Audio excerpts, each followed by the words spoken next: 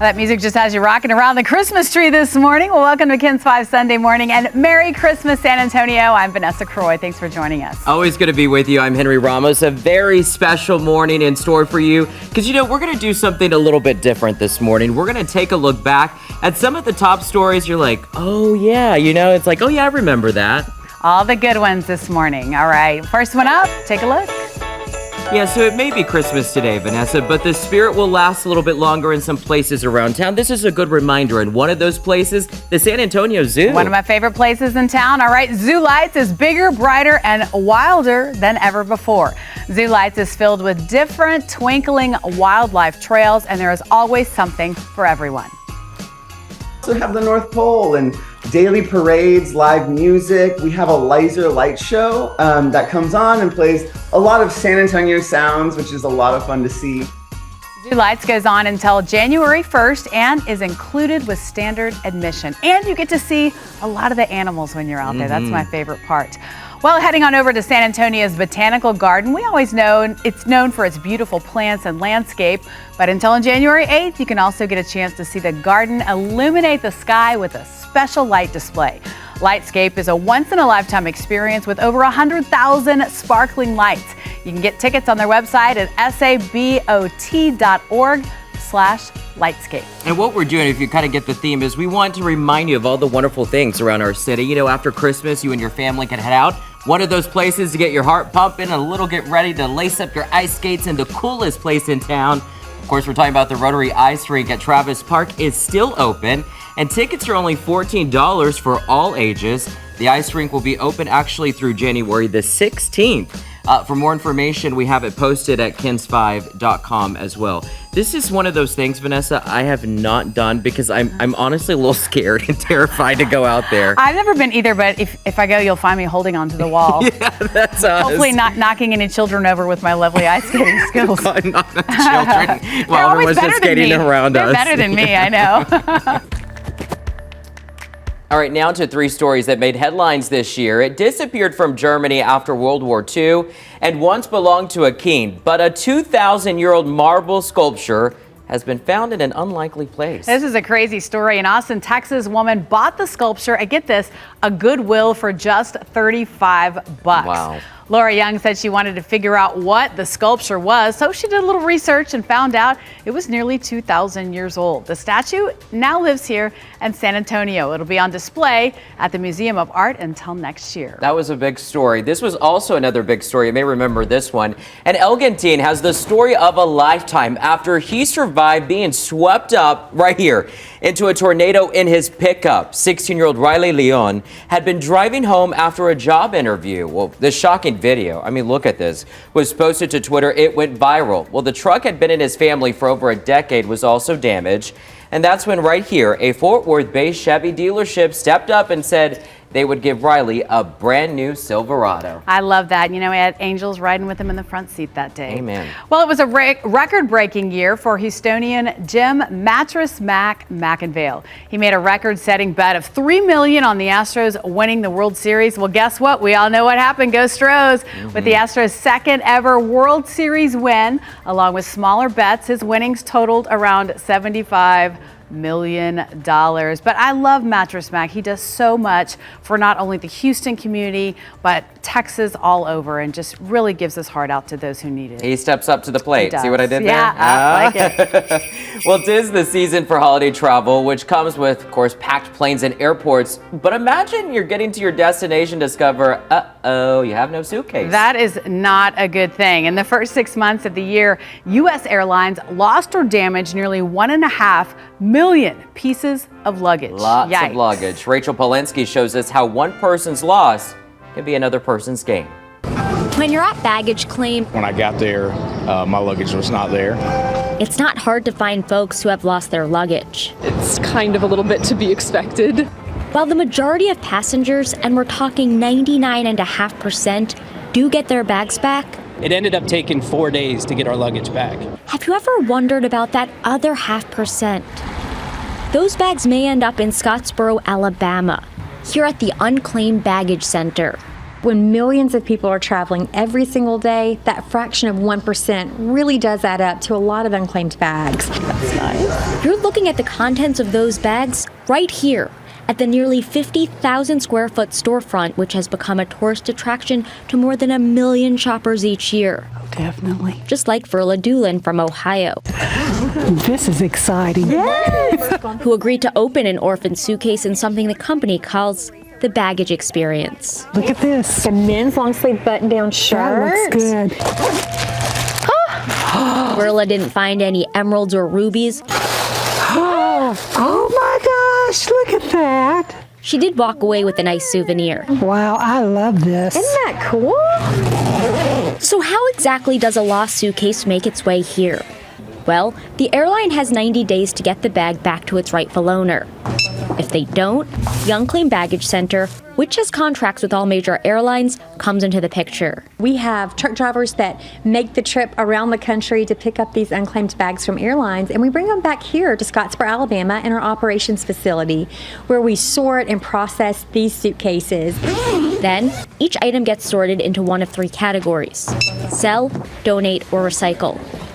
We wanted to show you that part of the process too, but the Unclaimed Baggage Center wouldn't let us into their operations facility, citing proprietary reasons. And just like that secret area behind the luggage belt at the airport, there are some things we're just not allowed to see. For CBS News, Rachel Polanski, Scottsboro, Alabama.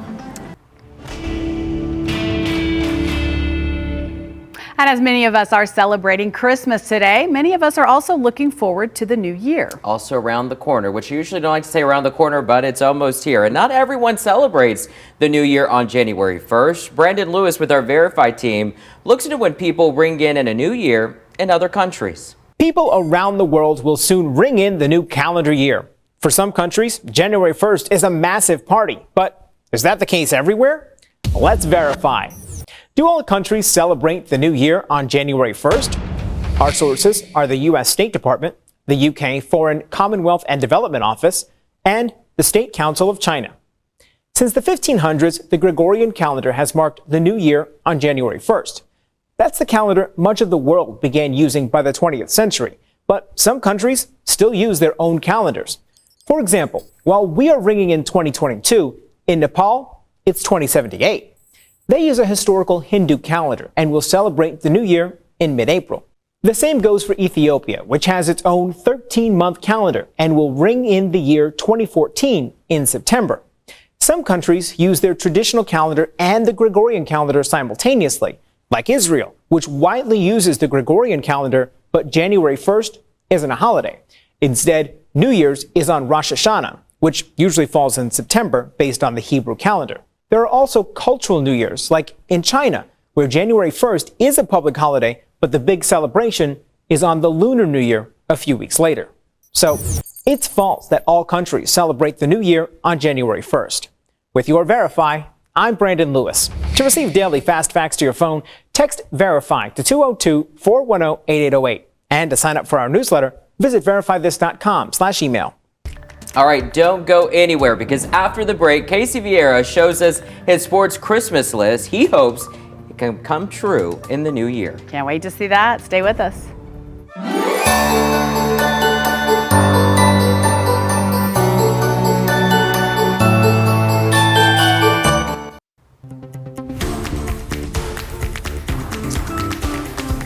All right, so I know there's somebody who's watching this right now. You're not going to say it out loud, but you didn't get what you wanted for Christmas, and it's okay, it happens. Also, said person is likely a sports fan around here, San Antonio represented. So if you are that person, you fit into that category, I'm going to give you a few ideas about what you should want as a San Antonio sports fan this upcoming year, going into next year. It's going to make you feel better. First, going to start big, think big, and a little more all-encompassing. You should be begging Santa, begging the Cowboys can seal the deal and get this thing done. No matter how much last night swayed you one way or another, there hasn't been a better chance in recent memory for this Cowboys team. There is theoretically a path there. But as we know, this is the time of year where things go wrong, and Zeke's not jumping into things. Zeke is going home. So if it does go wrong, get ready for the hecklers, get ready for the people who says, Dak's not the guy, dump Zeke, makes too much money, all those instigators, they'll be back. That might not even be the worst part about all of it. You just have to go another year without your team winning a championship. Hope for the best. Now, a good portion of those fans who are triggering you, they live in town, and those people, yeah, bring that energy to the Alamo Dome this spring when the San Antonio Brahmas get this thing going. Why? Well, it keeps the dream alive that this city can get an NFL team here, regardless of the path it takes to come to Central Texas. Show love to the local guys, Hines Ward, dudes that make up this squad, because if we're being honest here, guys, we're running out of chances to bring a big league team, an NFL team to town, to this city. Listen, on the subject of thinking big and moving on up, I know it's taboo, but that's the sentiment a lot of us feel when talking about UTSA and this program. Jeff Traylor picks up the phone one day and says, you know what? I accept your Power 5 gig. So how do we keep that from happening and keep him in town and the triangle of toughness intact? By hoping the recent financial momentum that this program's getting, it keeps on running. And that man gets what he wants for Christmas. New facilities, an effort to keep Texas talent in Texas, and for you, the viewer, the fan, to be there when this team joins the American Conference next season. The biggest and best gift of them all for a fan is not American, it's French, and it is big. 7 feet 3 inches, the all-worldly prospect Victor Wembanyama, aka Wemby for short, for you. Who do fans need to ask, though? You got to ask the basketball gods. This is so big, Santa can't even bring it. You got to think bigger. But, well, I guess because, at best, only a 14% chance this actually happens. But you know what? You know what, guys? Doesn't mean we can't hope for some Christmas magic in the city. They get arguably their best gift ever since that skinny kid from the Virgin Islands they got way back in the 90s turned into Tim Duncan. Here's to hoping for the best. Speak it into existence and hope it comes true. I know it doesn't always work like that, but you know what? We can hope. More news after the break.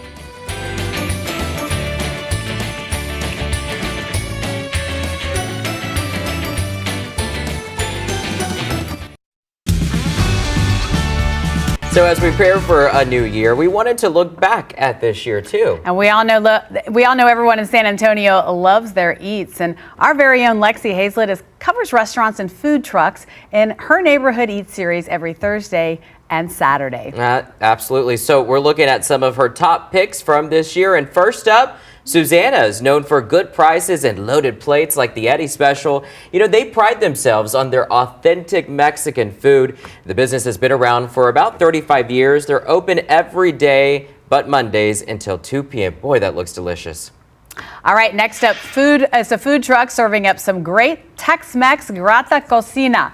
The San Antonio husband and wife team wanted to follow their dream of starting a food truck, and you can see all those popular dishes they have available there. You know, no one's counting the calories today. It's Christmas after all, right? I'm usually not all year. I'm the same all year. So after eating all that amazing Tex-Mex food, let's talk about dessert. Oh, we can always skip to that. Well, both go through a lot of powdered sugar. Let's start with funnel cake fanatics. Ooh, definitely my fave. They have nearly a dozen different types of funnel cakes to choose from Texas size to little ones. To the little minis, and one of their best sellers, the New York Cheesecake Mini.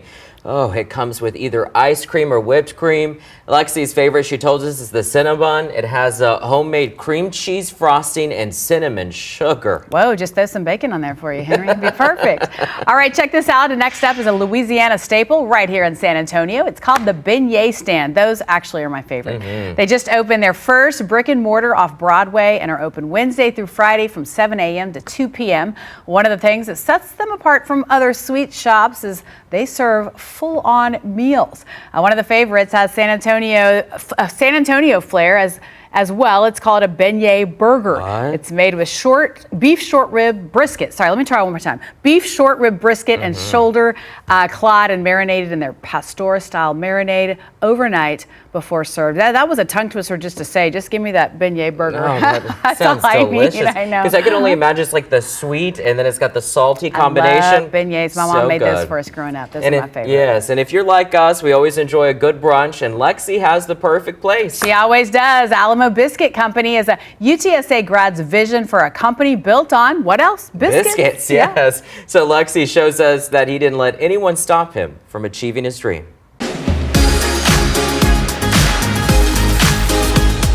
This week on Neighborhood Eats, I'm at Alamo Biscuit Company. They're known for their scratch-made biscuits, and they told me they could put just about anything on one of these. So let's head inside, grab a fork, and see how it is. I wanted to do just something outside the box, and I really felt we needed a good brunch spot. That's what we were kind of missing, was something with biscuits. There's nothing out there back in 2019 where I could go get a homemade good biscuit. That's why Alamo Biscuit started. You know the phrase, practice makes perfect.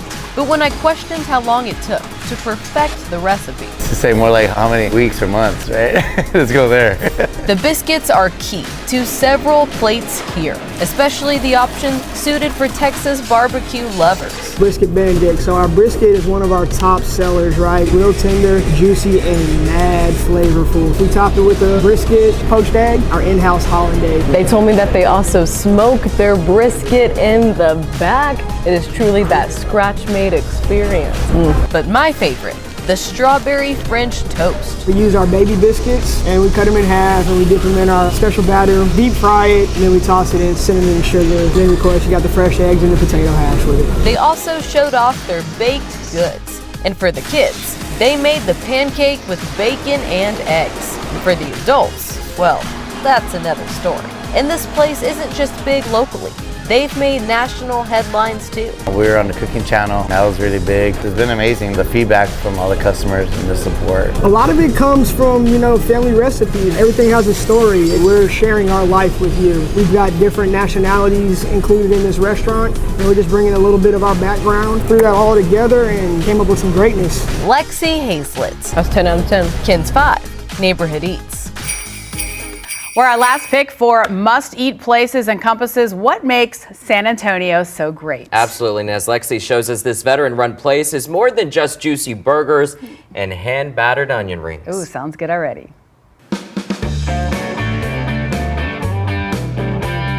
This week on Neighborhood Eats, I'm inside a veteran-owned and operated restaurant. And there's a reason why they named it 6 Clicks Cafe. It's military jargon. I did 10 years in the military. To have our brothers and sisters back is to say I have your 6. That's an unwritten rule, and you live by that creed. Their Helotus restaurant has been open for about 6 months. It's a place for veterans and people in general to feel relaxed and leave full. Well, there's a reason that they're known for their portion sizes because y'all, look at this. Being in a military city, I mean, it's a blessing. You have your brothers and sisters day in and day out, as well as the backing of their community. And these vets can cook. I feel that's what stands us apart, is nothing's pre-cooked, everything's fresh, made to order. We take a lot of pride and dedication in what we serve to the public. We made a catfish platter, which comes with onion rings, fries, okra, your choice, with 2 pieces of hand-breaded fresh catfish. Oh, that is some good stuff. The southern wrap, it comes with a variety of vegetables. And loaded with chicken. That wrap is huge, but many people also come in for the burgers, like the south of the border. It's a hand-pressed 8-ounce patty, seasoned grilled to perfection. Topped with pepper jack cheese, apple with bacon, pico de gallo, and fresh avocado. But aside from the great food and the fun that we had, there is a detail to note. When you walk in, you'll see an empty table with a chair tilted over. It's the fallen soldier's table. The salt on the plate represents tears. The upside down glass is for what they won't be able to drink. So when you come here, know that you're supporting a business dedicated to heroes. We're giving you 100%, and no matter any outcome, you always feel safe. We always have your 6. Lexi Hazlett, KENS 5, Neighborhood Eats. Oh goodness, my favorite from this place, and I have to read it because it's got pepper jack cheese, applewood bacon, pico de gallo, and fresh avocado. What a burger. Talk about San Antonio. Well, I will say though, I do love the okra and the hand-breaded catfish. Always delicious. I can't wait for Christmas dinner. Anything fried. Anything fried, right? With bacon. All right. So in less than 10 minutes, some smart money moves to consider to help you start the new year just off right.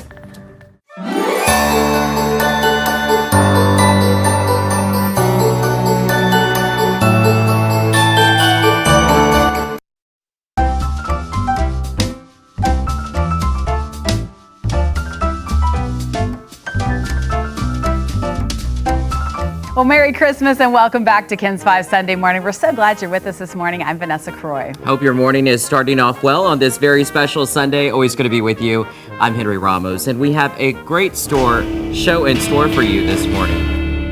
And up first, we all know it's Christmas morning. All the presents may have been opened at your house, but you want to know this warning for parents to be vigilant about button batteries. Yeah, and button batteries are in many hearing aids, remotes, even toys. Megan Malaris verifies whether one food item could be life-saving in a battery emergency. This time of year, toys are a young child's best friend, and the batteries that go in them can be a parent's worst enemy. The National Capital Poison Control Center reports more than 3,500 people swallow button batteries every year in the U.S., a 78% increase since data collection started in 1985. The majority of cases involve children younger than 6, and data shows the incidents tend to spike soon after the holidays. So let's verify this common claim. If your child swallows a battery, you should give him or her honey on the way to the hospital. It could save your little one's life. Is that true? Our sources are the National Capital Poison Control Center, the National Safety Council, and Dr. Ross Keener, Director of Pediatric Emergency Department at Cone Health. So honey is very helpful. It helps coat the battery and helps decrease the charge that's causing that burn. So if we can give honey, and you know it's a button battery, honey is the best thing to give. He said 99% of battery ingestion cases he sees are from button batteries, those small circular batteries commonly found in toys, hearing aids, and remote controls. They're harder to pass than cylinder batteries and tend to get lodged in the esophagus, burning through the tissue. The longer it stays there, the more dangerous it is. The National Safety Council and Poison Control confirm honey delays the battery injury, but is not a substitute for removing it. So get to an ER right away and bring the honey with you. You give about a teaspoon every 15 minutes and until you can get to the emergency room, and hopefully we can find somebody to take it out. But parents and caretakers all have heard doctors' warnings not to give raw honey to babies younger than 1. There's even a warning label on this brand because it can cause botulism, a rare illness caused by a toxin that attacks the body's nerves. So if my 9-month-old, for example, were to swallow a button battery, what should I do? The risk of botulism is pretty rare, while the danger of the ingestion is pretty high. And so I would probably still recommend giving honey. Conclusion, we verify the claim is true. Honey can be life-saving in delaying bodily damage from button battery ingestion. Start administering honey on the way to the ER and call the National Button Battery Hotline or Poison Control if you have questions on dosage. But our sources emphasize not to focus too much on the dosage and timing. Just get to the ER ASAP. Your child likely will need an X-ray and emergency surgery. With your Verify, I'm Megan Malaris. Well, the new year is upon us, and it's a good time to take a look at your finances. CBS News business analyst Jill Schlesinger has some money-saving tips. Instead of splurging on the holidays, consider maximizing your pre-tax retirement plan contributions before the end of the year. You'll reduce your tax bill and save for the future. While you're thinking about taxes, use the IRS's withholding estimator to see if you set aside enough money to pay your tax bill in April.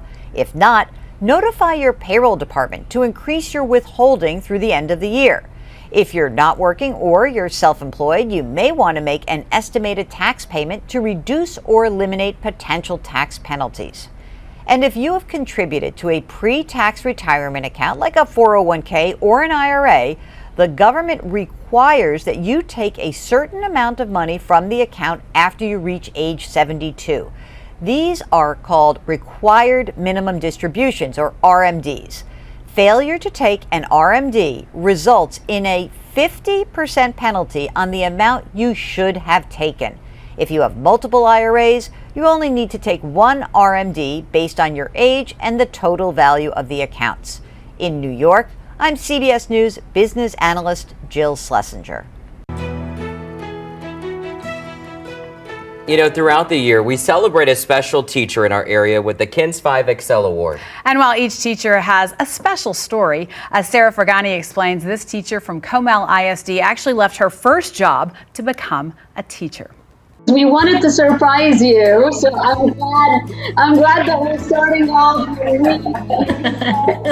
A surprise that left Courtney Davis lost for words. There comes Grandma. Both her grandmas, parents, boyfriend, and of course, This is my daughter Maven.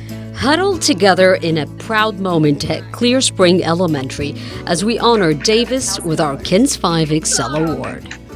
I made the comment last night to my wife that the good Lord took 2 average teachers and made 1 really good one out of us. With both dad and mom as educators, teaching is in Davis's blood, though she didn't always follow the path. Tech carried a ton of momentum into the 2014 season. Davis was actually a TV sports anchor and sideline reporter before making the switch to the classroom, leading right back to her roots. I found exactly what I was supposed to do. And now, leading her 5th grade social studies and English classrooms, not by data, but by building relationships.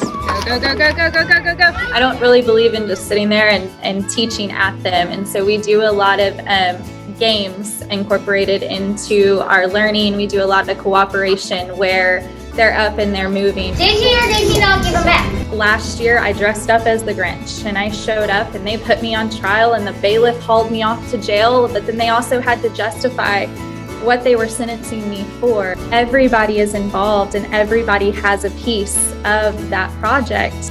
He is definitely amazing. Even more so, always willing to go that extra mile.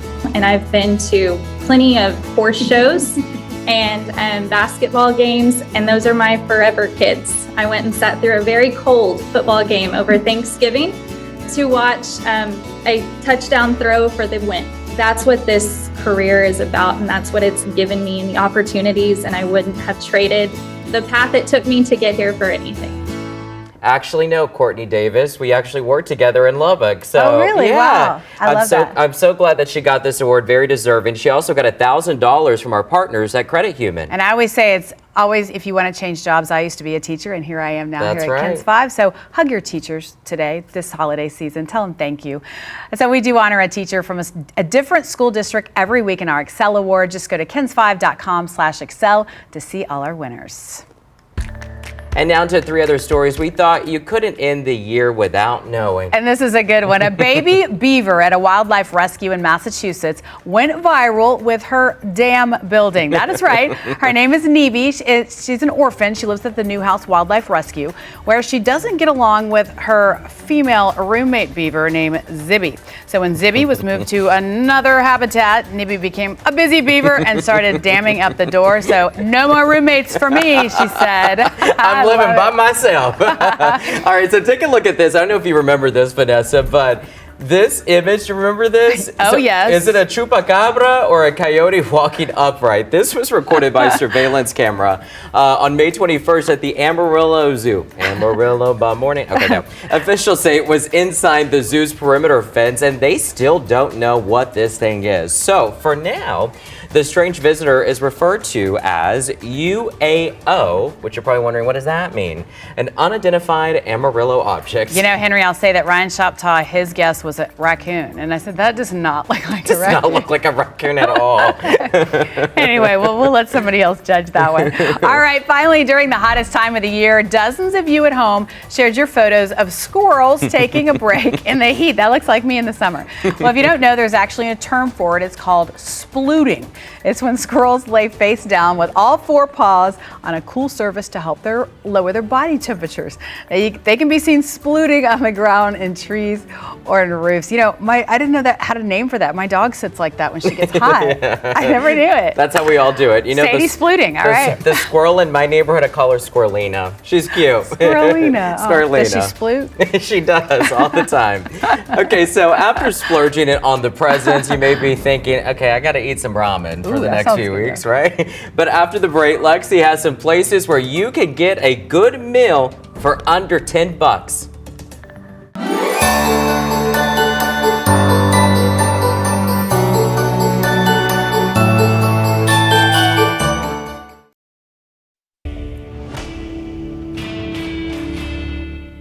First observed in 1966, Kwanzaa celebrates family, community, and culture. It actually means fresh fruits in Swahili. It does. Interesting. But where did the holiday originate? Our Verified team looked into it and learned more about the tradition. First observed in 1966, Kwanzaa, which means first fruits in Swahili, celebrates family, community, and culture. The annual 7-day holiday begins on December 26th, and throughout the week-long celebration, families come together to eat, dance, and rededicate themselves to 7 core principles. Dr. Mayalana Karenga, the creator of Kwanzaa, describes the holiday as, quote, a unique time to remember and honor our ancestors, to reflect on what it means to be African and human, unquote. While the holiday is tied to African traditions, many people have questioned the origins of the holiday. So let's verify. Did Kwanzaa originate in the United States? Our sources are Dr. Mayalana Karenga, the creator of Kwanzaa, and Dr. Richard Cooper, co-coordinator of the African American Studies program at Widener University.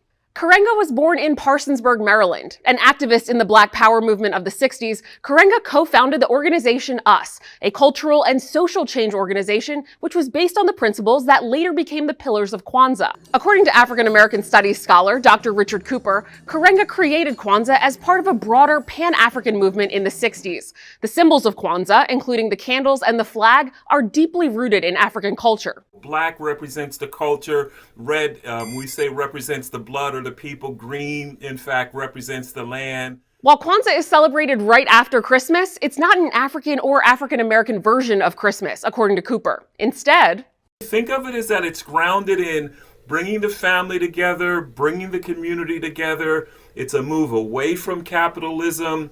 It's a way of helping all people kind of look more inside and trying to identify and work towards higher values. So while Kwanzaa is rooted in African culture, it was created by an American. So we can verify it is true. Kwanzaa originated in the United States. With your Verify, I'm Ariande Till.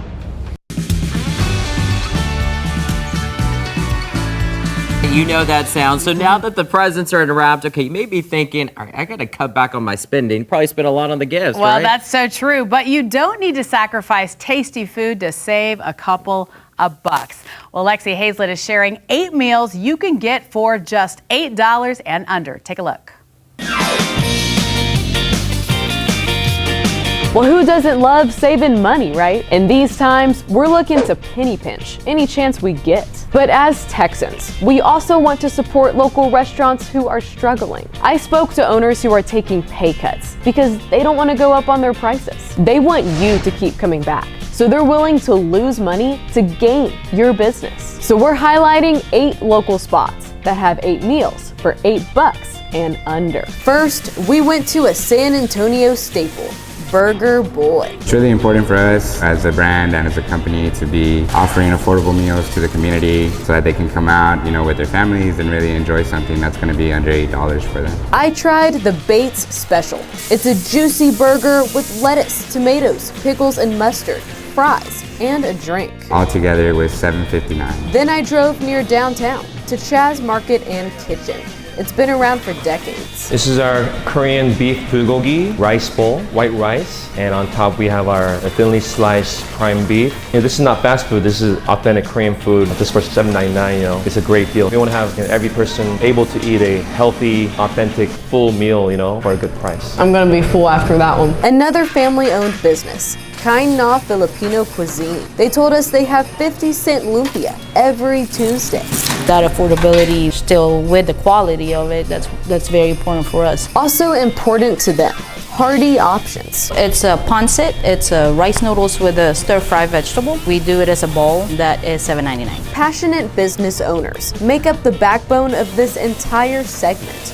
We found that passion at the Backyard Kitchen in Poteet. This business is everything that I ever wished for, and dreams come true. I'm living it, so I thank God for that. And they wanted to have big options, like the buffalo chicken quesadilla for $8. You're supporting somebody who's trying to make it in life, somebody who really genuinely cares and gives back to the community and who has a love for people. Customers keep these local spots open. And man, were these folks eager to talk to me about Sabor Norteño in Lytle. We've been coming here ever since she opened. This restaurant is the best in town. And you get a huge tea, you get that plate of food, and if you eat that, you're going to siesta when you leave. It's the enchilada plate. 3 enchiladas on there for $7.99, some gravy sauce all on top. And you get rice, beans. No, that's a bang for your buck right there. Also on the list for more affordable eats, the foot-long corn dog with fries at the 4-way. And for these last two, tell them that you want to order the KENS 5 special. At Chicago Hot Dogs, you'll get a Chicago dog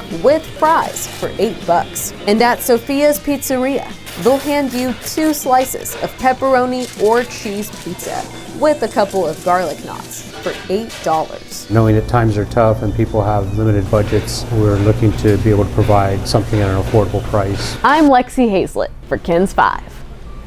You know, some of those places I didn't even know, like, you're like under $8. Exactly. I love that. And, you know, I want to say that Lexi has the best job at our station. She really For does. sure. Gets to check out all those great places, but all the people you get to meet and all that authentic food. It's just so wonderful. San Antonio has so much to offer in the restaurant scene. And now we know cheap options as well. And Burger Boy, though, I mean, you can never go wrong with just like a good old juicy burger, French fries. Like you're thinking, okay, it's Christmas morning, Henry. You're already thinking about a burger? Always. Always. I could always eat bacon, I'm sure. Always gotta have the bacon for sure. For all the details and places that we showed you, just head over to KENS5.com. Still ahead for us this Christmas morning. In just 3 minutes, we're taking a look back at some of the forgotten friends who now have a place to call home.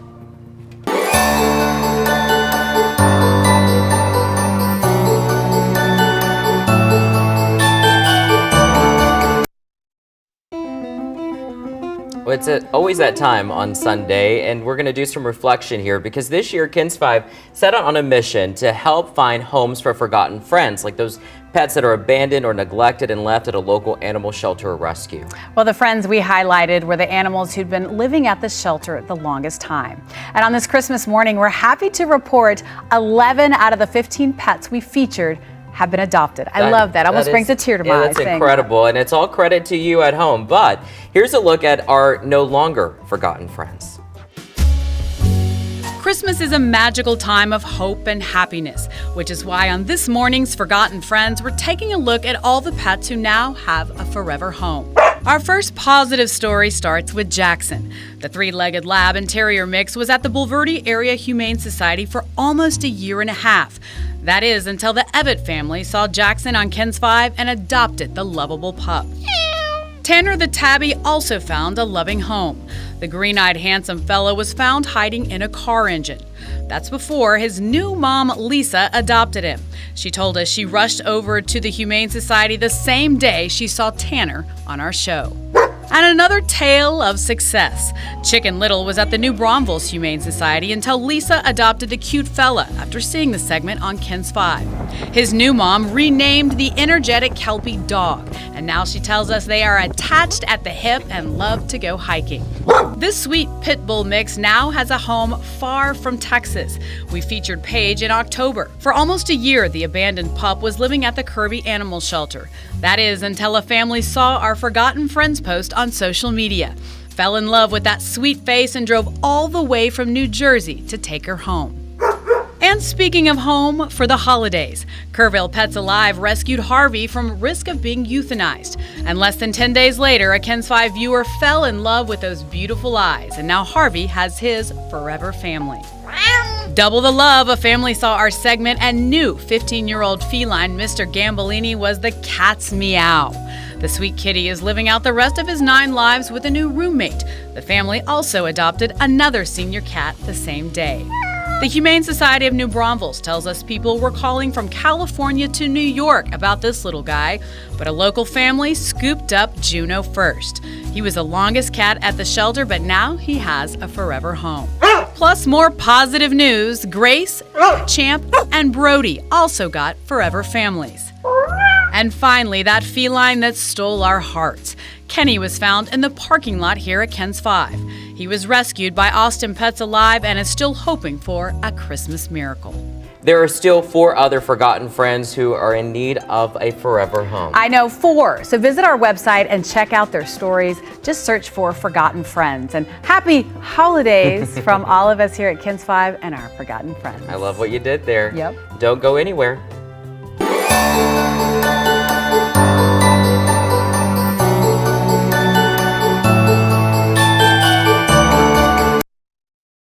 Well, we hope you enjoyed today's special show on your Christmas morning. And have a wonderful day celebrating with your family and friends. Happy holidays to all of you, San Antonio.